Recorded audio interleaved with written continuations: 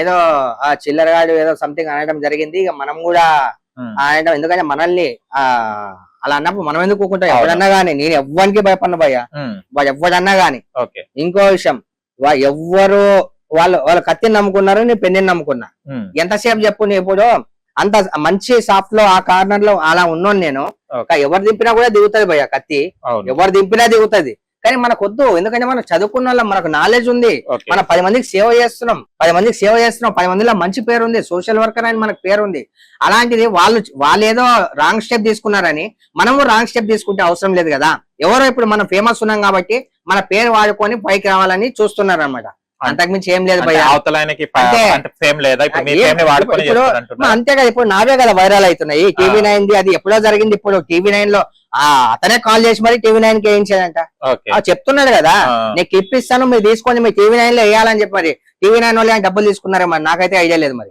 ఎందుకంటే lot of calls నాకు చేస్తున్నారు, నేను ఎవరికైతే హెల్ప్ చేసా వాళ్ళకి చేస్తున్నారు. మరి TV9 వాళ్ళకి వాళ్ళకున్న, అంటే TV9 లో అందరూ కాదు, కొంతమంది ఎవరైతే జర్నలిస్టులు ఒక 2-3 ఉన్నారు కదా, మరి అతనికి తొత్తులా లేకపోతే ఏంటో నాకైతే తెలియదు. మరి నాకు కాల్ చేసి మేము అతని వర్షన్ తీసుకున్నాం, మీ వర్షన్ చెప్పండి, ఏదో ఇట్లా అయిందంట.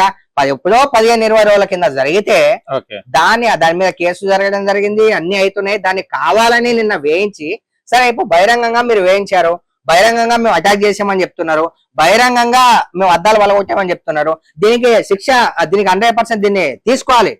డిపార్ట్మెంట్ వాళ్ళు దీని మీద కంపల్సరీ కాన్సన్ట్రేషన్ చేయాలి, కఠిన చర్యలు తీసుకోవాలి. ఎందుకంటే మీరే బయట పెట్టారు కాబట్టి ఇదంతా కఠిన చర్యలు తీసుకోవాలి. మీరు 20 రోజుల క్రితం జరిగిందన్నారు కదా, ఎక్కడికి వెళ్తుంటే ఎప్పుడు అటాక్ జరిగింది? ఎక్కడా లేదు బ్రదర్, మన ఆఫీస్ దగ్గరే. ఆఫీస్ ఇది ఆఫీస్ దగ్గర వచ్చేటప్పుడు మన కారద్దం బ్రేక్ చేయడం జరిగింది. ఒక అతను దిగుతున్నాయి, నేను సీసీ ఫొటోస్ లో చూసాను, నేను మొత్తం సీసీ ఫొటోస్ లో మొత్తం అన్ని ఉన్నాయి. అతను కార్ దిగుతున్నది, ఎవరెవరు వచ్చింది, ఏం సంగతి ఏం కదా, అందరి మీద కేసు ఫైల్ చేయాలి, అందరి మీద కేసు బుక్ చేయాలి. ఇలాంటి వాళ్ళ మీద కఠిన చర్యలు తీసుకోవాలని చెప్పి డిపార్ట్మెంట్ నేను స్పెషల్ గా రిక్వెస్ట్ చేస్తున్నా ప్రతి ఒక్కరిని. ఎందుకంటే చాలా మంది నా ఫ్యాన్స్ కూడా అంటున్నారు, ఇప్పుడు అతను ఏదో వరగర్ గా ఏదో బట్టలు ఇప్పి కుడతారని, గాడిద మీద అని, అవని ఇవని.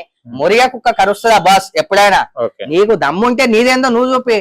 ఎంతసేపు మన శంకరాన్ని వచ్చి ఆపకపోతే మేము గుర్తుండని, శ్రీశైలం కాక ఆపుతున్నాడని, ఎందుకు వాళ్ళ పేర్లు ఎందుకు ఇస్తావు? నీకు దమ్ము లేదా? వాళ్ళ పేర్లు వీళ్ళ పేర్లు ఎందుకు ఇస్తావు చెప్పు?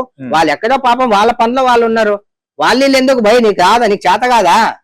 నువ్వు మాట్లాడి ఏదన్నా ఉంటే అందరి పేర్లు ఎందుకు మెన్షన్ చేస్తున్నావు? మీరు ఇంతసేపు చెప్తాను కానీ పేరు ఎందుకు చెప్తలేరు వీడియోలో? బ్రదర్, మనం పేరు చెప్తే వాళ్ళు హైలైట్ అవుతారు, మన నోటి నుంచి ఆ పేరు వాళ్ళకంటే ఎందుకు ఏం అవసరం? ఎందుకు వాళ్ళని ఎందుకు హైలైట్ చేయాలి? మీకు ఎన్ని సంవత్సరాలు పరిచయం వాళ్ళు?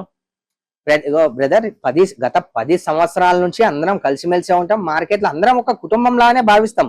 సరే, ఇప్పుడు ఇంతమంది gold man, real gold man, ఇప్పుడు హైదరాబాద్ లో చాలా మంది పెద్ద పెద్ద గోల్డ్ మ్యాన్లు ఉన్నారు. నిజంగా వాస్తవంగా చెప్పాలంటే రియల్ గోల్డ్ చేసే గోల్డ్ మ్యాన్లు వేరు,